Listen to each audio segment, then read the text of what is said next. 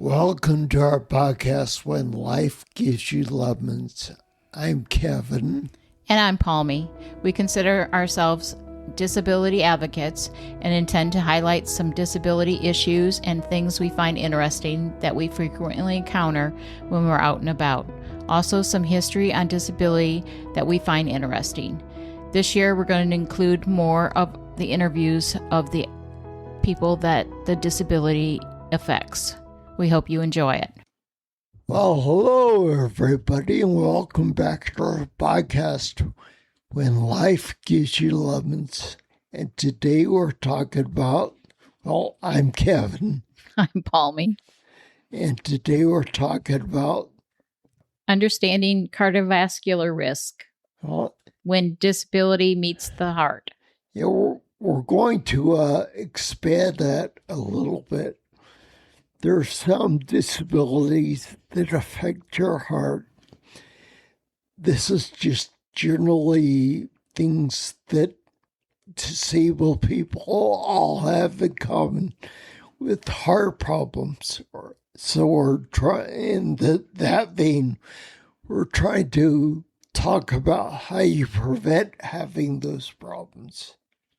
Because overall, the heart is affected by mobility, by muscle tone, by metabolism, and by the nervous system.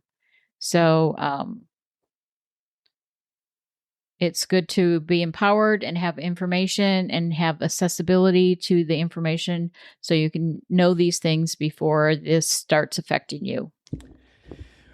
Well, plus, from my own personal experience, I have ataxia. There's a form of ataxia called Friedreich's ataxia that affects your heart directly. That's one of the first things you see. So I'm old. I don't have any problems that I know of with my heart. So I'm going to say I don't have Friedreich's ataxia. Plus, that is also one of the tests I took before I found out that they were so darned expensive and insurance didn't cover them. The genetic testing is what he's talking about. The genetic testing, sorry. Yeah. So neuromuscular conditions like muscular dystrophy, cerebral palsy, spinal cord injuries, all these affect the heart. Because they weaken the muscle and reduce mobility of circulation and cardiovascular workload. Let me expand on that a little bit before we move on here. Okay. I know it's got a couple risks there each to talk about, but if you look at the examples you just gave, muscular dystrophy, cerebral palsy, and spinal cord injuries, depending on the severity and the location of your spinal cord injury, or what type of muscular dystrophy, or how severe your cerebral palsy is, you're probably going to end up at some point in your life in a wheelchair. What happens when you're in a wheelchair is you have less risk of falling, which is great, but you also stop using some of the biggest muscles in your heart in your body. So your heart doesn't have to work as hard. And so when people talk about aerobic exercise, that basically gets your heart pumping. And us being wheelchair bound makes aerobic exercise kind of impossible. Different, not impossible, just we got to go about it differently. The smaller muscle, if you look at it, makes common sense. If you look at your arm, most people's arms are not as big as their legs. Right. That's because you have a lot of muscle in your legs. You learn how to crawl, how to walk. And if suddenly the walking / running / jogging part is gone, that's just going to affect your circulation all around. Right. Hence the blood clotting they're talking about. Lack of circulation, which is the risk of clots. Right. Well, that's why they always tell people to elevate their legs periodically. If you're like me, an ambulatory wheelchair user, get up for, a few minutes every hour or something like that. So you're basically giving your body and your heart and your circulatory system overall different conditions to work through. I don't know about everybody else, but there are times when I just get lazy and I forget completely to stand up every hour, but try to make up for it later. Or they do a lot of programs nowadays have been adapted for disabled people. They have adapted programs for a lot of things, just from adapted gym routines to adaptive Tai Chi or yoga. And those adapted things will help because you're using your heart and you're using big muscles. You're getting your heart pumping. You may not be using your leg, but you're using your core a lot more than you would have before. So when you end up sore in different places, that would be why. Those are muscles you just haven't been using so much before. You're not used to using. Okay, I'm sorry I interrupted you, dear. Go ahead. No, you're fine. So autonomic nervous system disorders like autonomic dysfunctions, including POTS, explains how the autonomic system regulates the heart rate and blood pressure. Symptoms listeners may recognize as fading tachycardia, blood pressure swings. Congenital or genetic disorders. Congenital conditions are such as Down syndrome, Turner syndrome, and Marfan syndrome. Discuss structural heart defects or aortic issues. Highlight early detection and lifelong monitoring. Disabilities with hormonal effects or metabolic effects, metabolic disorders like Prader-Willis syndrome. Okay, folks, you know how bad we are at the medical terms sometimes. The second category of what we're bad at are names. When they're throwing names out, just mixed in with medical terms, all bets are off. Good luck. So, how metabolic weight restriction and hormones influences cardiovascular risks, like links to diabetes, cholesterol, and hypertension. There's also chronic inflammation and autoimmune disorders such as lupus, rheumatoid arthritis, and psoriatic arthritis. The roles of chronic arthritis in heart attacks and stroke risks. Why inflammation is the cardiovascular stressor. Mobility limits disabilities. Limited mobility for amputees, severe arthritic or chronic pain. A sedentary life increases your blood pressure, reduces, like Kevin said, causes clot formations, and is strategic for safe movement and cardiac protection.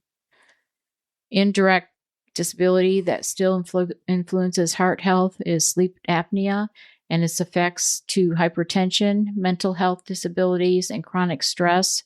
What is that? Indirect disabilities that still, in fact, influence heart health. Yes, I know where you are. I don't know what word you were trying to say. Intellectual disabilities and barriers to early diagnosis. Okay. It says here SSA recognized cardiovascular dystrophies. I think what they mean by that, again, I'm kind of guessing, but in the United States, we have what is called the Social Security disability payments. These are what the Social Security Administration is going to recognize as a cardiovascular disability in their disability pay scale. As of right now, or nowadays, kind of deal. Chronic heart failure, ischemic heart disease, or ischemic heart disease, arrhythmias, congenital heart defects, peripheral arterial disease, and how these conditions intersect with another disability.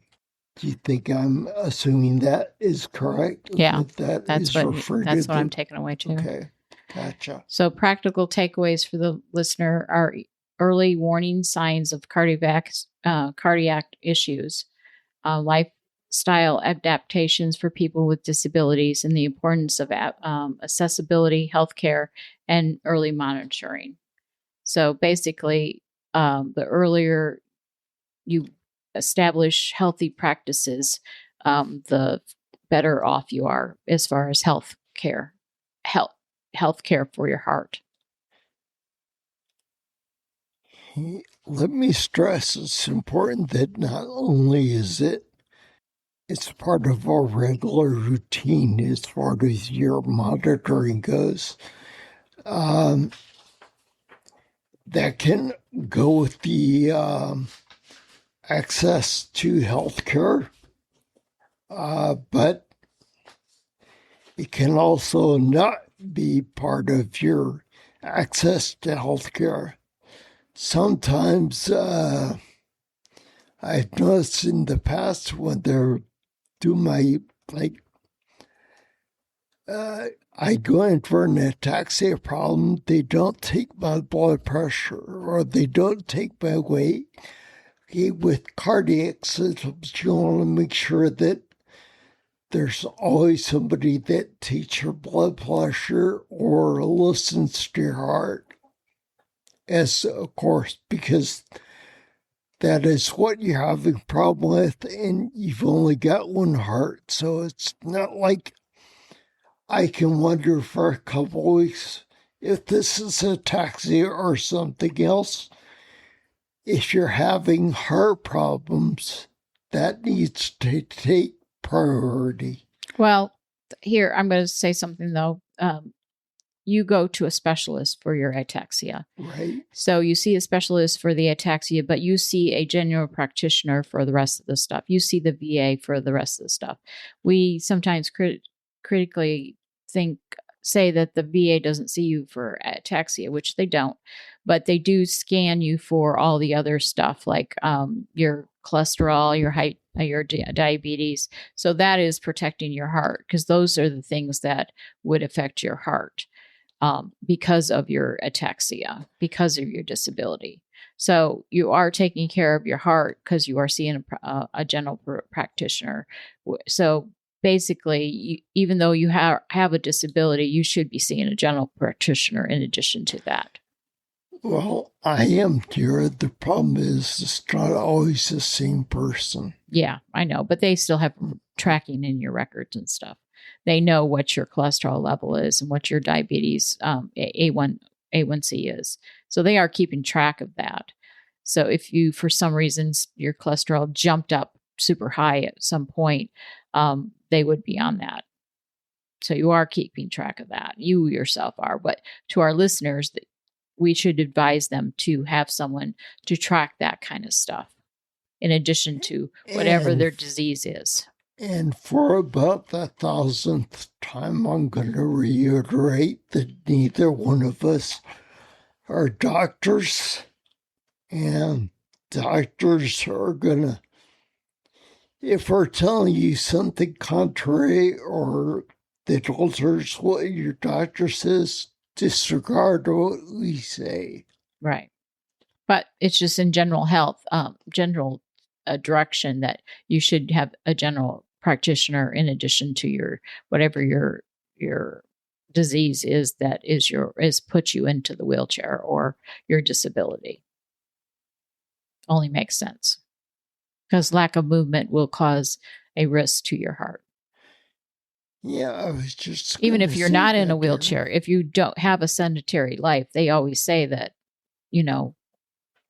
it's a risk to your heart. Yeah, you have to also bear in mind that the American Heart Foundation, or the AMA, will also remind you to regularly consult your physician about your heart health and to rethink your exercise goals for a healthy heart, to maintain a healthy heart, because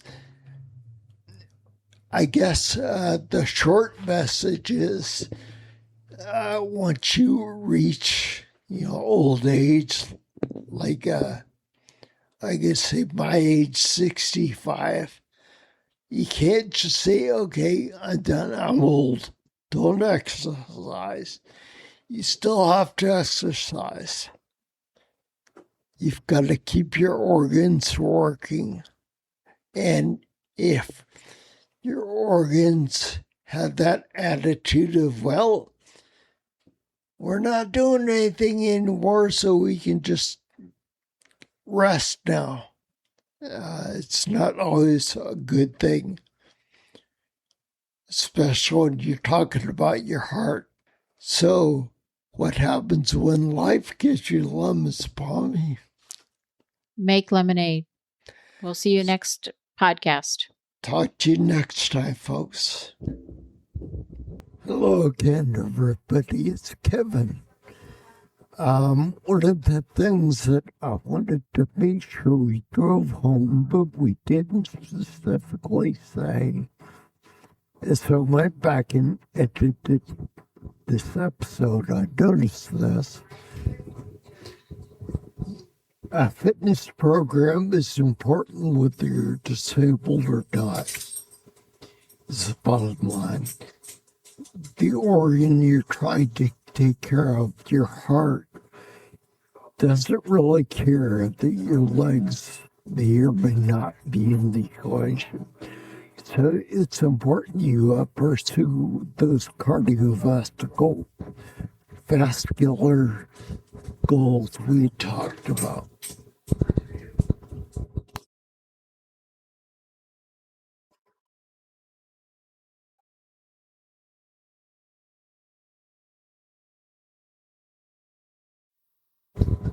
Yep. I also wanted to take just a few brief minutes to talk about our upcoming contest where we're drawing conceptually Batman-themed wheelchairs. Okay, the way this podcast episode host has progressed to this point, allow for chapter art. So I want to try to incorporate everybody who enters or those that are in the running to win, if there are a bunch of entries, they will be featured as chapter art on the podcast, as well as being posted on the Facebook page so everybody can enjoy them. And one of the things, as an example, I thought would be really, really cool is if we can get, for example, Pastor Isaiah, who is in Kenya, to send in what his kids can draw with their paper, possibly crayons. I mean, just because the way a kid's mind can work is just, it's amazing at times. And we want to encourage the kids to have their amazing concepts shown as well, even if they're not entering as a contest. If you would be so kind, please gather your kids, have them draw some pictures of what they conceptualize that being, and send them via either Facebook or on mail even. We'll figure it out. At least give me a call and we'll talk about it, if it's doable or not. Thanks again for listening, everybody. This is Future Kevin after editing the podcast. Signing off.